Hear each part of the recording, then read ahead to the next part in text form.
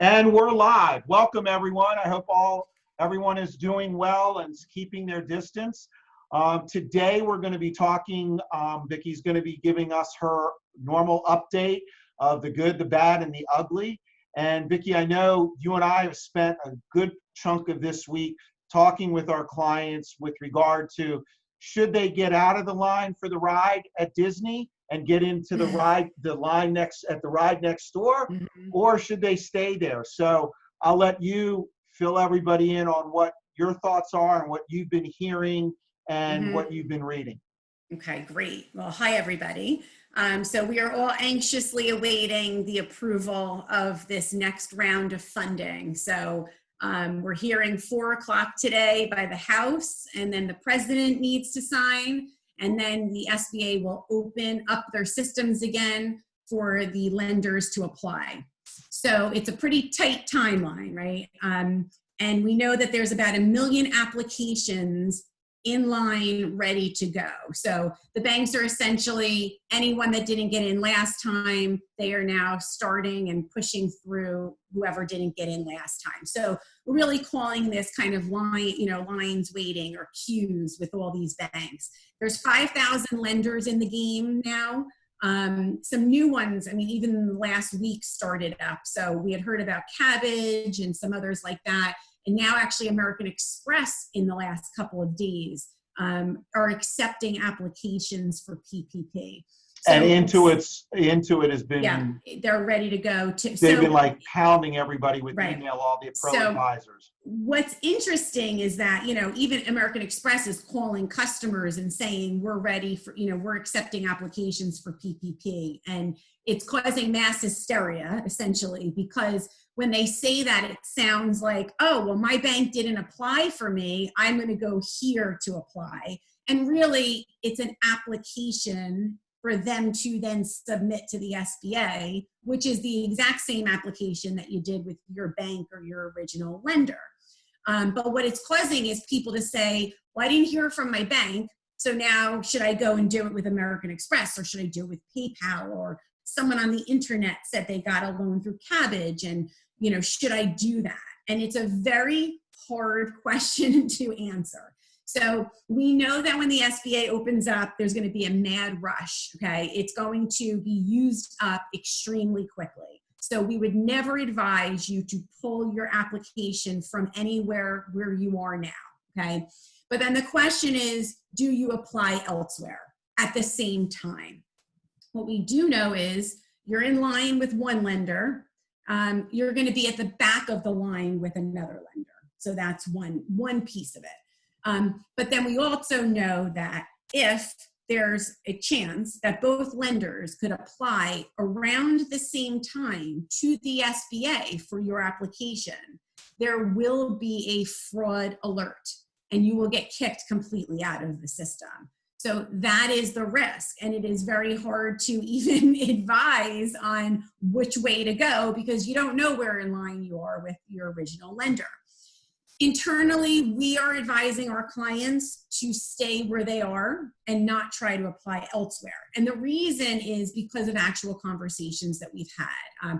Chris Clemens last week from Woodsboro said, stay in line where you are, don't apply. We had a client who actually went and called American Express and said, hey, I'm applied at Bank of America, but should I come to American Express and apply? And they actually, even though they had been soliciting applications, they specifically said, they don't advise you to apply in 2 places. And then there's been other examples of that also where banks have said, well, if you're already somewhere in line, they wouldn't advise taking the application because it could get kicked out. So it's a hard call. That's what we know. That's what we're advising. It's if you want to take a proactive approach, what we've been doing with our clients is we've been reaching out to their bankers, to whoever it is, even if it's just the guy in the branch, at least get somebody on the ground in the bank advocating for you. They should be able to push the right buttons. There's no guarantee, but at least you're doing something and taking some proactive measure as opposed to a measure where it would be detrimental because you'd be pulling yourself out of one line and going, like Vicki said, to the back of another line, or having a potential where there's two applications for the same tax ID number hitting the SBA and they kick them both out, and then you're basically blackballed for this PPP loan. So if you want to take a proactive approach, reach out to your banker, try to push them to do whatever they can. They're going to probably push back and say there's nothing we can do, especially people in the branches, but just plead, do whatever you can with them to try to get them to call somebody internally. Yeah. We've had that problem with Wells. Yeah. So I will say that we've had that problem with Wells, that they just were like, they pushed back, but we keep pushing. I mean, sometimes you got to do that. And I can say that no one's hearing from their banks. So unless you're with a small bank that you have like an intimate working relationship with, that you've been working closely with for years, and you have your banker or your loan officer, no one's hearing from their banks. And they, the occasional, time that someone has received an email, it's specifically been like, you're in line. So, right. It's not that they're not doing anything. It's just that especially the big banks were a little bit late to the game. But now that, the processes and kinks are worked out, and once it opens, they're just going to be banging out the applications, especially the big banks, I think, with all the attention that's being paid to how they may have prioritized loans. I think that they are going to be really making sure they get in the small business loans this time around. But that's and I've been using that as ammunition in my emails to the people at Wells for our clients. I've been, very subtly saying, hey, listen, we know we're a little guy, but hopefully this time we'll be able to get it in. Right. So, sometimes you need to be a little subtle about it, especially when there's so much attention being brought to this. And we talked about this the other day too, a little bit. The last 3 days where the other funds were still available. Round one, the last 3 days, there was a significant increase in loans that were being issued for under 150,000. So it seems as though they got through all the big guys, right? Whether they should or should not have applied, and there's all that controversy. But then they were, what was left was the smaller ones that then were getting, processed. So they're going to from your mouth to God's ears, as they say. We'll keep our fingers crossed. I hope we get great news from everybody. So anyway, so that's what's happening now, and at any moment we could find out. But I think it's by 4:00 today. They're hoping to have the vote in the House. So okay. Now, probably tomorrow is going to be a busy day. Yeah. Do you think that that SBA would, if the president signs off on it tonight, that they would open it up overnight, or would they wait till normal business hours tomorrow? Probably normal business hours. I didn't know if you had heard anything. I'm not asking you to speculate. I didn't know if you had heard that they're just going to turn a switch on and whatever banker's up at 2 a.m. Yeah. Oh my God. Because otherwise I'll call all our bankers and tell them, I'll pay you to stay up tonight. Just get it in. We just don't know. Oh. So the other big thing now is, with PPP taking so long, right? So the intention of PPP was to keep people employed. So now PPP has taken so long, and there's a lot of businesses out there. The majority of small businesses have not received it and don't know if they will receive it. They're letting people, people are getting laid off. I mean, we see the unemployment claims are like they've never been before. And the government made it very okay to be laid off. So, you get your minimum, the amount you normally would, plus an additional $600 for 13 weeks, or until July. And then unemployment now is a 39-week span. So, there's some value in maybe being unemployed, unfortunately. So what companies are having a hard time with now is people don't want, so PPP is saying you have to hire them back. Like that's the point. You're getting this money. If you laid them off already, you need to hire them back by June 30th. Otherwise, you're not going to get forgiveness. And now businesses that have received it, who already laid people off, are getting pushback from their employees saying, I don't want to come back. maybe it's not, you know, whether it has a safety, anything to do with it, or just I'm making more money on unemployment than I was making working for you. So why would I take myself out of the unemployment system, which was bad enough trying to get, come back to work for you for 8 weeks and risk delays in getting unemployment again? And that's a very good point. So Absolutely, yeah. I mean, and we're seeing article upon article oh upon yeah, article about that. and it's completely understandable. So the government is going to have to address this. So I think that once the new loans are approved across the board through the president, we're going to start seeing things on forgiveness and how they are going to deal with these businesses that have laid people off, can't bring them back. So, you know, and it's a timing thing, and how quickly all of this really went down, much quicker than, you know, they were realizing. So along yeah, those just lines, stay I mean, I know tuned. that we spent a lot of time internally strategizing, Mhm. but then you come in and put a damper on I everybody. know your ideas. Yeah, we're sitting there coming up with concocting out all these out of the box solutions for how to use the money, how to pump up payroll, you know, different ways to do it. And you're like, don't waste your time now worrying about it, because guidance is soon going to come and we're Right. going to have to follow that guidance. So can you talk about when that guidance is expected and what you think is going to be coming from it? So in the act, in the CARES Act, it actually says that within 30 days of the act being approved, that they would give guidance on what was required for loans to be forgiven. So 30 days, I believe, is April 27th specifically. So it's 30 days after, you know, this all started in March. So we're expecting that something is going to start being disseminated on the 27th. You know, I mean, I think once this new CARES Act is approved, I think it's going to happen pretty quickly after that. But it should be within the next, you know, end of this week, early next week, possibly even over the weekend, of more guidance. Because, you know, we know even with our own clients, money has been put in the accounts and the 8 weeks has started. And we're just trying to, you know, be as, you know, overly cautious with every piece of documentation and where the money is moving and how it's moving, so that there's a trail, a very clear trail of how the funds were used. But until they tell us for sure what's necessary, until the banks, everyone's going to be in limbo, even for applying for forgiveness. So that should be coming, and that will be interesting. But in their deciding and finalizing what's required for forgiveness, now all these questions are going to then be coming up. Well, yes, this is what you need to apply for forgiveness, but if you had laid people off right before you got the loan, now what? You know, and then giving guidance there. So I think in the next week, we're going to know a lot more. We have to. I mean, this is rolling now. So I don't know if we have we to. have, I mean, well, we actually, want we'll to. know. Let's put it this way: we'll know something, and then people, and you know, all the big organizations. You have a lot more faith than I do. Yeah.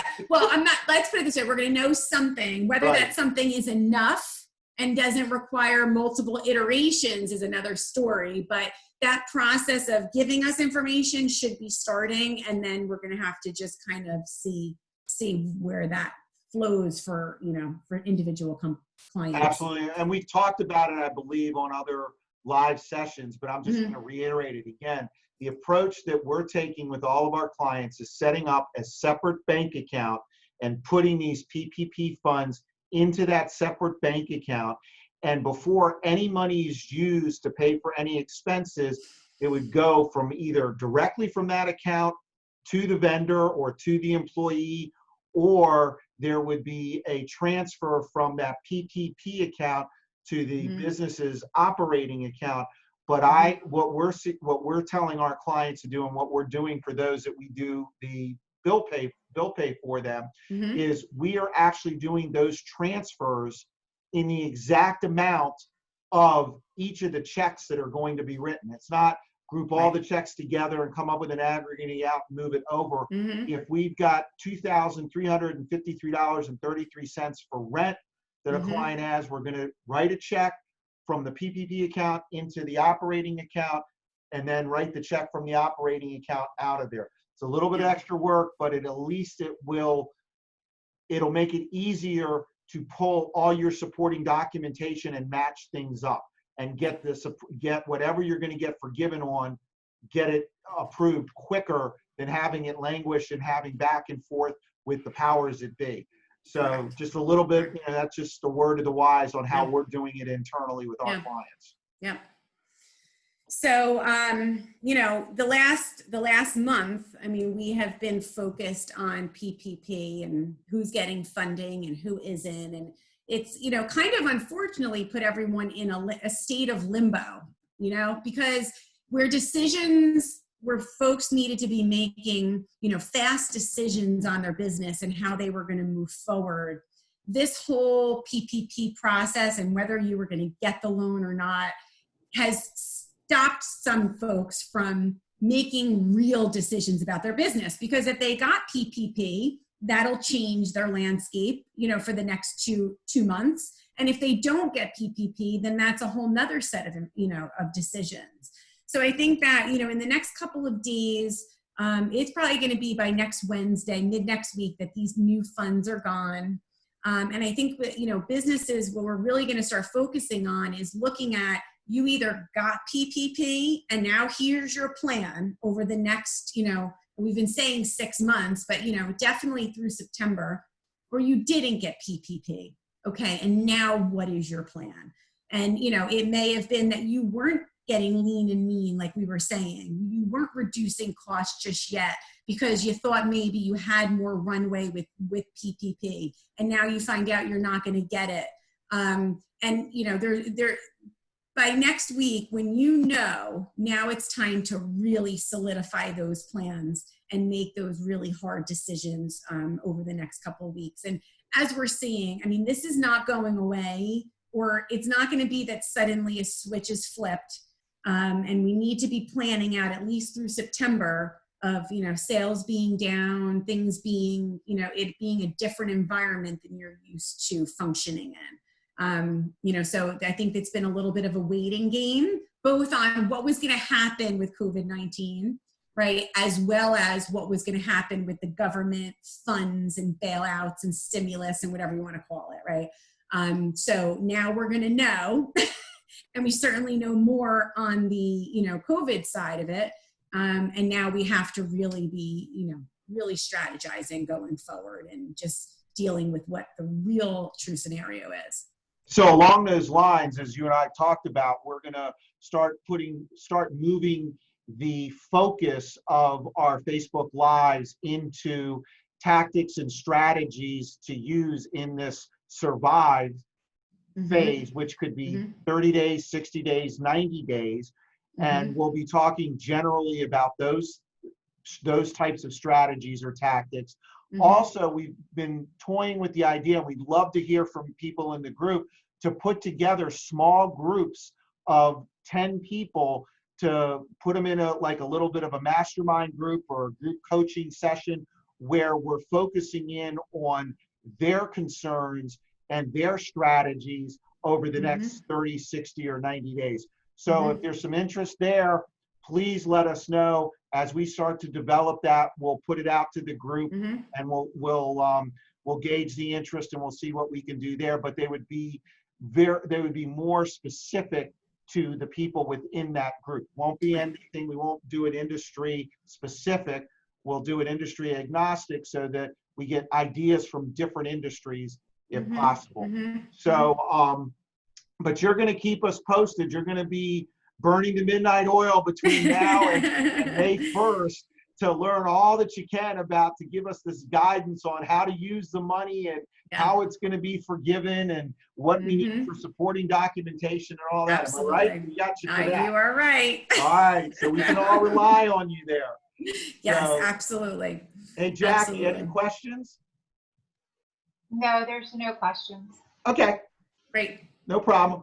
All right. Until next week, everybody, be safe, keep your distance, and have an awesome weekend. All right, Thank great. you, Thanks, Vicky. everybody. Thanks, Bye-bye. Jackie. Bye, guys.